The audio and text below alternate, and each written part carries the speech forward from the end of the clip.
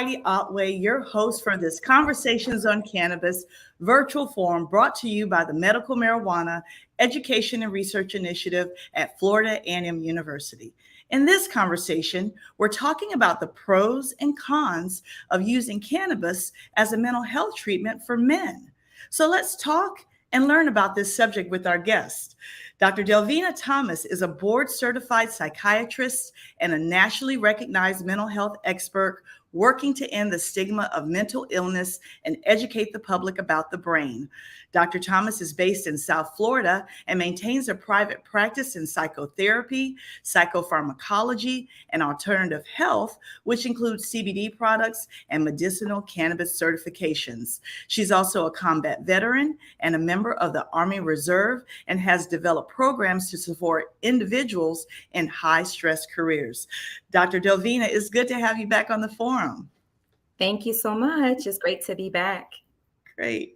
Our other guest is Dr. Michael Raley, a psychologist with more than 2 decades of experience in the mental health care industry at the local, national, and international level. Based in North Florida, he also has a private practice that provides mental health counseling and assessments. Dr. Raley is also a combat veteran and a member of the Army Reserve. He is a FAMU graduate and a professor who has conducted graduate level instruction and research. Dr. Raley, welcome to the forum. Thank you. Glad to be here. Great. To everyone joining us on this live program, please share, post, and tag a friend on Facebook to have them join this conversation. If you're on YouTube, share the link so others can join us as well. During the forum, we want you to send us your questions in the comment box, and we'll do our best to have the guests answer them.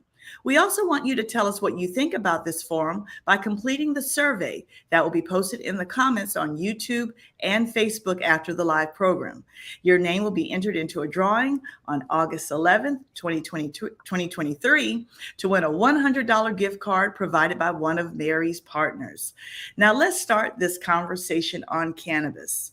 So Dr. Delvina and Dr. Raley, there's this growing conversation across the nation about mental health, and there are a lot of efforts underway to provide more support for those in need. Yet I keep hearing that men are holding out on talking about their mental health or getting help. So Dr. Delvina, I want to start with you. What are some of the common societal barriers or stereotypes that prevent men from seeking mental health support? Men don't want to seek any type of medical support, whether it be mental health or physical health. And it's amazing, Heidi, because men are more likely to die than women. So you would think that they would be the first ones going to the doctor. They also use excessively tobacco and alcohol more than women, but they're the last to go. And a lot of studies and surveys show that men are afraid, that there's some sort of belief that they're weak if they go to the doctor. Some of them say that they're too busy to go to the doctor. Some of them use excuses like the waiting room is too cold. They don't like to be naked under the gown. They don't like what's going to happen to them, specifically that prostate exam, the digital rectal exam. So those are some of the top reasons why men will not go to the doctor. And, it can lead to fatal outcomes. I have a friend who wouldn't go to the doctor for years, and he was diagnosed with prostate cancer, which is a very, very sad occurrence, considering it's something that can be treated successfully. Mm-hmm. Yeah. Dr. Raley, I know you got a lot to say about this. Well, I'm not sure how much more I can add to that. Except that I'll just say that I think there's something about this thing that men have to be strong. We have to, it shows weakness when you get help. I think that's probably the most salient factor in men not wanting to get help, because they appear to be weak. But also, I do have to agree that one of the underlying issues, and maybe they'll tend to play out the machismo a lot more, because there is some fear. Actually, I think in many ways, women are way more emotionally strong than men. It's not even close, actually, in my opinion. Yeah. So, Dr. Rayleigh, I'll start with you. How can we address societal barriers or misconceptions surrounding mental health and encourage men and women to have more open conversations and discussions when they're experiencing mental health issues? Well, I think in my opinion, that's a long-term project. I think we have to, people like me, I've got three sons, and I've talked to my sons openly about taking care of themselves, about starting now and not waiting. And just a personal experience. My sister died of colon cancer back in 2010. She waited, and she made me promise that I would, we were real close. She made me promise that I get myself checked out every year. Probably if I hadn't been at her deathbed, her making me promise that, I'm not sure how seriously I would have taken it, but it did cause me to look closely at it. And then I have to do the same thing for my son. So I think this is a grassroots effort. I do think some public information, some ad campaigns, that's going to help too. But when it comes down to it, I think what we have to do is it's a part of parenting. As we know, once you have children, they become just offspring. They're adults. They can do what they want to do. We still have a level of responsibility to them, and I think we have some credibility with them in terms of like I always tell my sons, like, where you're going, I've already been there, and so now I'm telling you this is what you have to do. And sometimes I share with them some anecdotes in my practice when I'm seeing men who they say they wish this and they wish that. So I think that's where it starts. It starts with us parenting our young men to help them understand this is important. This is just as important as being a breadwinner, so to speak. Mm-hmm. Dr. Delvina, any idea, any recommendations on how we can address these societal barriers and misconceptions? Yes, I like what Dr. Rayleigh said about prevention, because prevention is so important. So prevention and the attitude of prevention starts in our households. It starts when our children are young, so we can teach them. Ensuring that people know to take their kids to the pediatrician for those well-child visits. That's what sort of sets the pace and sets the standard, so that your kids know that there are certain things we must do at certain ages, and that continues into adulthood. The other thing I'll add is self-love. If we love ourselves, we'll take care of ourselves. So taking care of yourself includes the prevention piece. Mm-hmm. Prevention includes going to your wellness visits, getting your blood pressure checked, getting your cholesterol checked, getting that EKG by the time you're 40, getting that colonoscopy. And if folks look like you and me and Dr. Rayleigh, they should get that colonoscopy when they're in their 40s. They shouldn't be waiting until they're in their 50s. But you don't learn these types of things unless you go to the doctor. So self-love, I think, really it trumps everything. Because if you love yourself, you'll take care of yourself. So Dr. Rayleigh, I want to ask you a follow-up question based on what Dr. Delvina said. And that is, when we talk about self-love, I rarely hear that in a conversation surrounding men and men having self-love for themselves. So can you address that, please, from your experience? When she said that, I'm like, well, wow, yeah, that's sort of at the top of the list, which is why men have a hard time with it, because we have a hard time with that thing called love. I mean, that's just not part of it certainly wasn't part of mine. I had to learn it. And I think if you talk to anybody that's around me, I don't care where I am, if I'm finishing up a phone conversation with any one of my sons, it's easy to say for a man to say I love you to his daughter in public, but can you say it to your son in public and mean it and not feel weird about it? So I do think that's the biggest issue. And so we have to in this grassroots effort, and we've got to help young men understand what it means to love yourself. What does that mean? How does that play out? Yeah. So then the follow-up would be, so how do you know what love is? But then also, because we're talking about mental health, how do you know if what are the signs to let someone know that, hey, you might be in mental distress and you may need some professional help? Anything that's different than their usual routine is typically a red flag. So if they're doing things differently, if they're behaving differently, if they look like they're less engaged, if you know the person personally and you live with them, let's say it's your child or it's your significant other, you may notice changes in their appetite. Maybe they're eating a lot more than they usually do, or they're eating a lot less than they usually do. Maybe their sleep hygiene or their sleep habits have changed. They have difficulty falling asleep. They're staying up late into the night.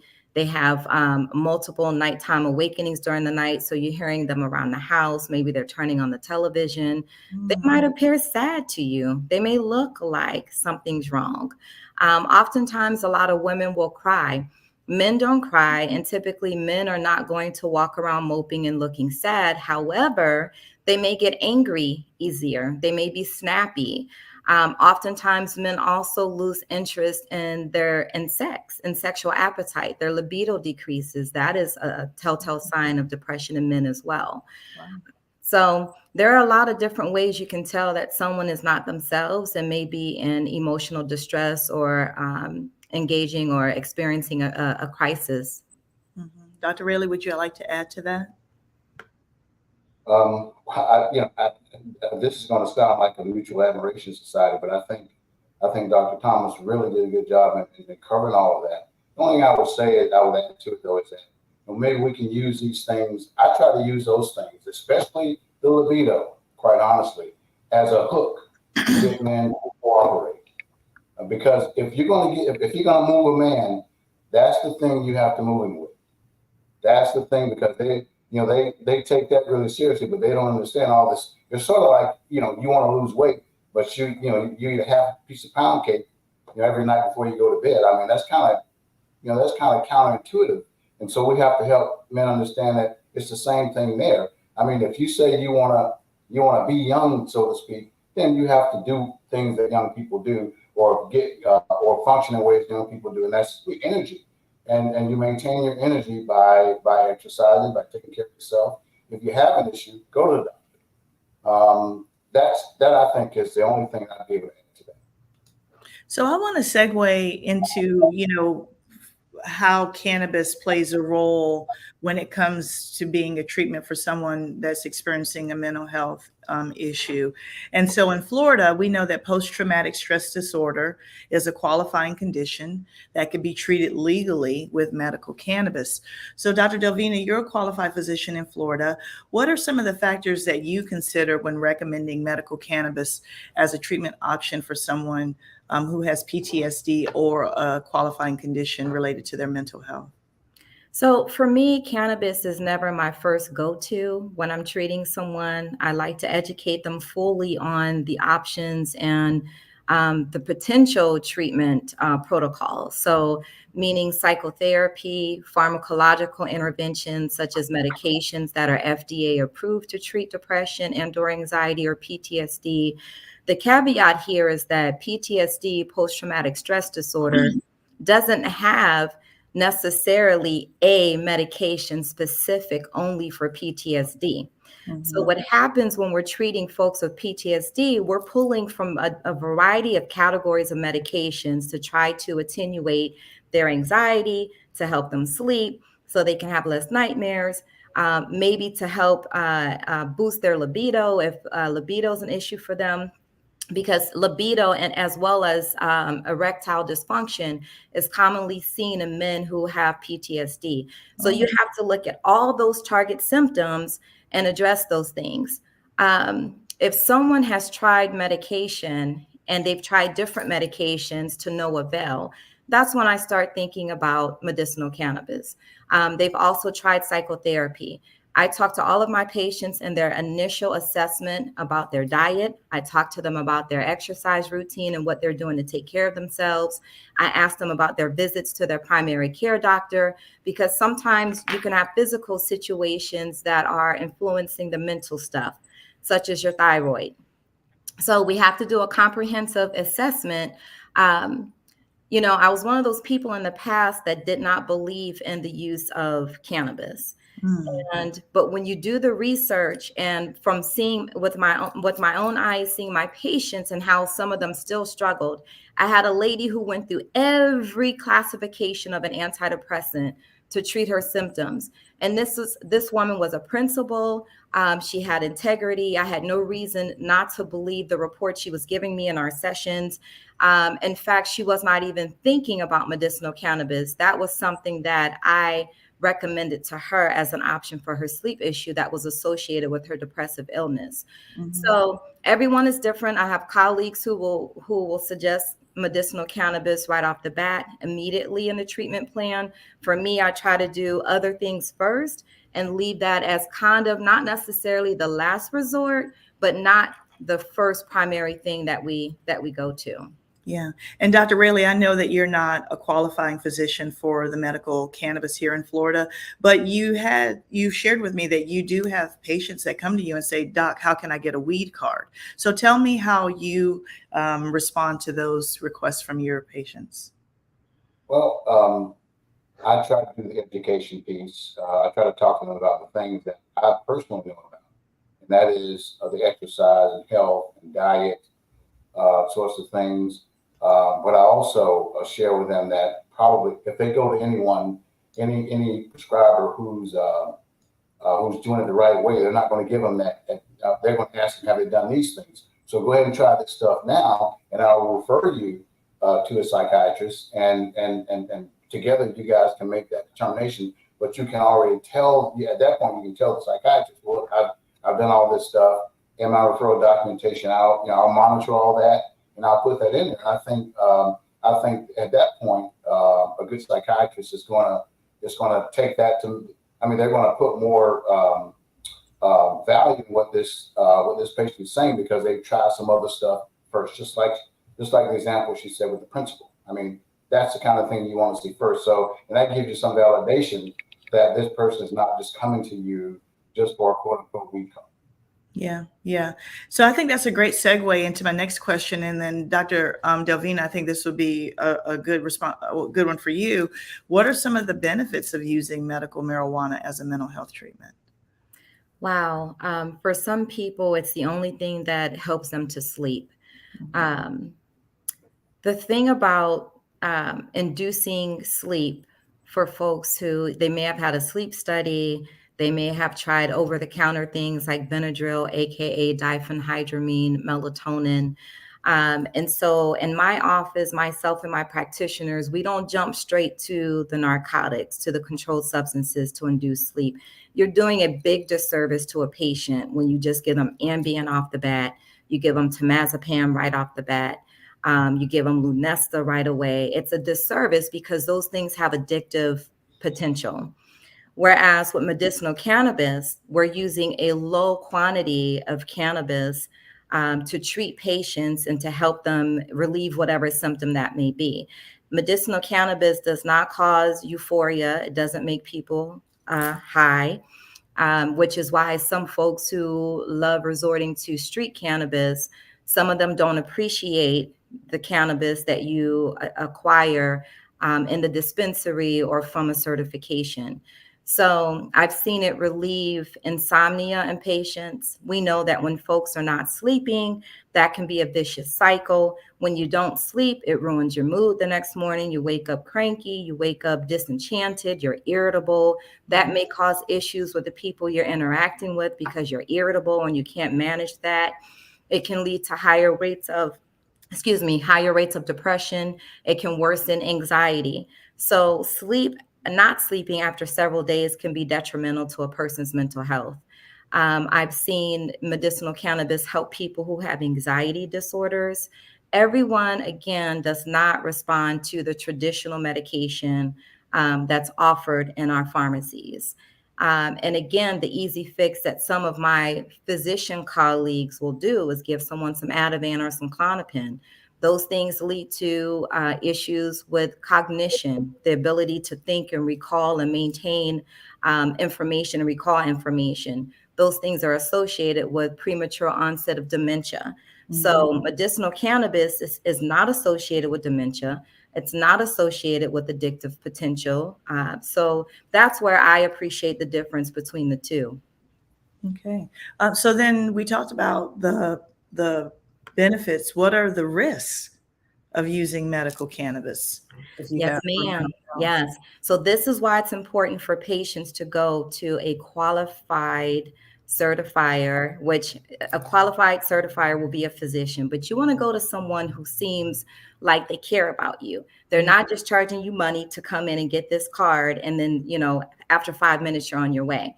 You want this person to sit down with you and take your history, because this person should be asking you things like, does your family have a history of schizophrenia? Is there a history of any type of psychosis? Is there a history of bipolar or mania in your family? Because those things would present a concern. We know from old studies, I was telling you, Ms. Otway, that when I was in residency back in the early 2000s, we saw studies that street marijuana, weed, Mary Jane could actually induce psychosis. And it induces psychosis a lot in our young boys and our young men. So for me, I don't endorse medicinal cannabis for anyone under the age of anyone who's not in their 20s, because the brain is still developing well into our mid 20s. We know the brain is probably still developing until the age of 25. So if you introduce any type of cannabinoid in amounts that are more than the normal baseline amount that our bodies and our brains are used to, and there's a risk or there's a family history of schizophrenia, there might be some induction. Now, we know the levels are lower in medicinal, but you still have to be cautious. So I'm not a person who supports medicinal cannabis in a child for qualifying illnesses like seizure disorder. I'm a psychiatrist first. So, and I've seen the impact and the consequences it's created for folks who did not know they were amenable to psychotic episodes or high risk for those things.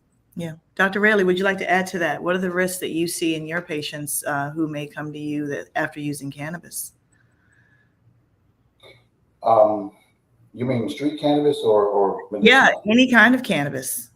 Well, I've always had more faith in medicinal because I know that it's regulated and the way it is manufactured, the THC levels are much lower because I do know. Actually, I was having just a casual conversation with a mental health counselor who's a part of my practice, and we were kind of chatting about it. He said, "Well, you do know that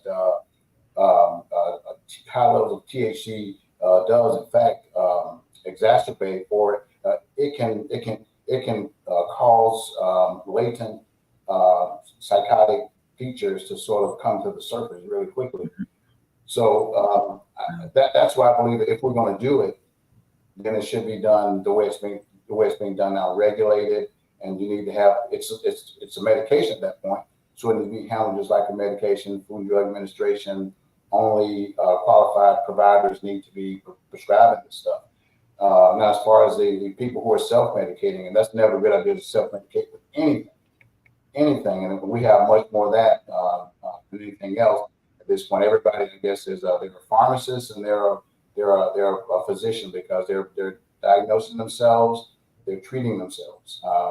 So as long I'm pretty comfortable at this point with medicinal marijuana, but I do agree that obviously you have to monitor that. You do have to know what the history is. And just like with other medications, you have to do follow-ups and this sort of thing to make sure that there are no problems, no unintended problems that are going to surface because of the use of medicinal marijuana. Yeah. And Dr. Delvina, I mean, maybe for our viewers and listeners who are listening to the program, can you kind of explain what you get when you go to a dispensary versus what you could get if you go get it off the street, the legacy? Yes. So off the street, you could get something that has other things mixed in. We know that folks are including fentanyl and other types of opiates or opioids in some of the cannabis that's out in the community. There might be the weed, we'll call it street cannabis, might be dipped in some type of bug spray or formaldehyde or some type of chemical to help with getting high. So those are the things you get when you take the risk of purchasing cannabis in the community or out in the street. When you go to the dispensary, it's clean. It's from the plant. And as Dr. Rayleigh mentioned, it's monitored and it's certified. Yeah. So it's safer because all of this foreign, extra foreign stuff is not in it's not in the strains that you get in the dispensary. And they talk to you about the different strains. At least you know in the dispensary the different types you're getting, and in general what those types are used for versus when you buy it in the street. Yeah, tell us a little bit more about the strains for those who are considering medical cannabis as a treatment. Can you talk a little bit about what the strains mean? Well, just to put it simply, one strain helps with the calming effect. We'll give that to folks who want it for sleep. The other strain is more of an activating strain. So it's more so, to keep it simple, the two are activating, calming. And Okay. and that's putting it simply. Okay. Well, I liked how earlier we were talking about what the risks are. You talked about, the research that's been done that showed that cannabis, can cause some, risks for people. And more recently, we've seen a report come out from the National Institutes of Health that talks about cannabis use disorder and how it can increase the risk of schizophrenia, especially in young men. So can you, Dr. Delvina, tell us a little bit about what is cannabis use disorder and what are the symptoms associated with it? Sure. So a use disorder, whether it be cannabis or alcohol or some other type of recreational drug, it's created because the person continues to use regardless of the effects that it's having on their life. Mhm. So they may have had consequences from possessing or using it, such as consequences on the job where they're late to work a lot or they're not doing their job the same as before, so they've been written up. Um, it may cause a change in their everyday or their usual daily life routine, such as getting up late, having apathy, not caring about certain things. And they continue to use regardless of these consequences. So that's what makes it a use disorder, along with some other things as well. But specific for cannabis use disorder, it's a person who's using cannabis regardless of the negative outcomes that have occurred in their life. Wow. And so I know you've had a chance to review the study. What are your thoughts on it, with that the increased psychosis, especially among young men ages 18 to 30? I appreciate the transparency, and this is why we have to have clinical trials. We have to have a balance of science, medicine, social, chemical. We need a balance, and I appreciate that transparency because folks who practice medicine, we know what we see in the community. We know what we see in the hospitals. I've never seen as many Black men with a diagnosis of psychosis or schizophrenia than what I've seen in the last 10 years. And most of them have been college-age boys, which is the textbook age for the onset of schizophrenia, but even more so than what it used to be. And I know that street cannabis or weed is associated with these things. Yeah. Dr. Rayleigh, would you like to add some thoughts on that about the study and then just the growing number of young men, as Dr. Delvina just stated, plus what we saw in the study, experiencing psychosis and schizophrenia?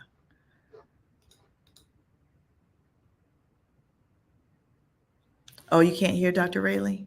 Okay, sorry about that. Well, we'll keep the conversation going with Dr. Delvina. So, Dr. Delvina, let's say, someone is experiencing these things. What resources do you recommend for people who want to get mental health support, or they want to support a family member or a friend that they think may need some mental health support?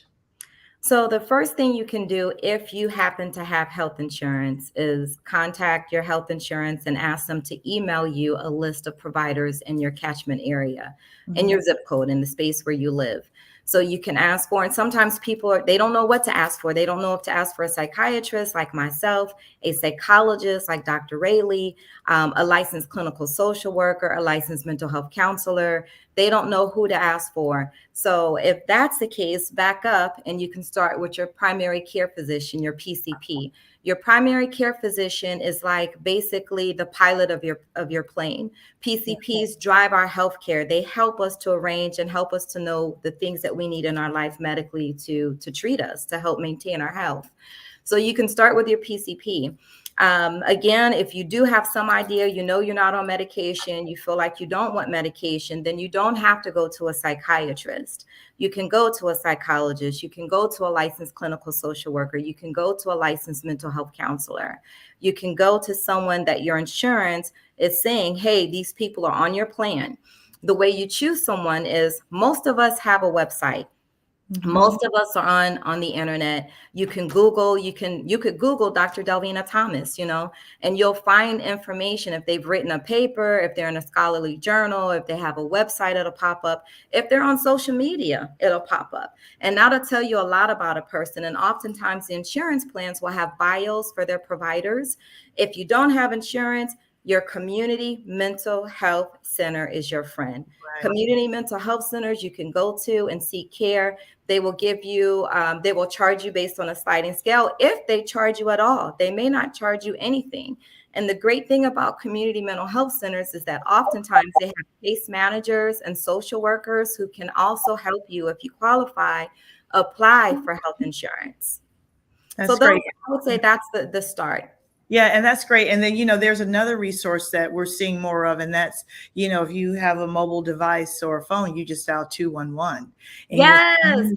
And they were at my event. Is a great resource, especially for if you're looking for local mental health care that could be free to no cost. So absolutely. Want to throw that out there. Okay. Well, Dr. Thomas, we're having a couple of issues getting Dr. Raley back on. Would you like to provide some closing thoughts with this show before we wrap up? So the topic is men's health awareness. To all my fellas out there, please don't be afraid. Your families want you around as long as you are meant to be here. And I know sometimes people say, oh, it was meant to be, but oftentimes we don't know. We have no idea what's meant to be. So don't give in to that. Try to live life and be healthy. Go to your doctor, go see someone. Even when you're not sick, you should be going to the doctor. You should be going for your yearly or your biannual examination so you can get checked. They can check your cholesterol, your blood pressure. Go and see a mental health professional just to talk. Don't wait until you're in crisis. So that would be another recommendation, is that people should have some sort of connection to some mental health professional. So when something does happen, you've already met with this person, they kind of know you, you've been acquainted, then you can go in for that crisis visit. And also love. Teach your kids love, have love for yourself. You got to have self-love. You got to love your kids. You have to love your family. And forgiveness is our friend.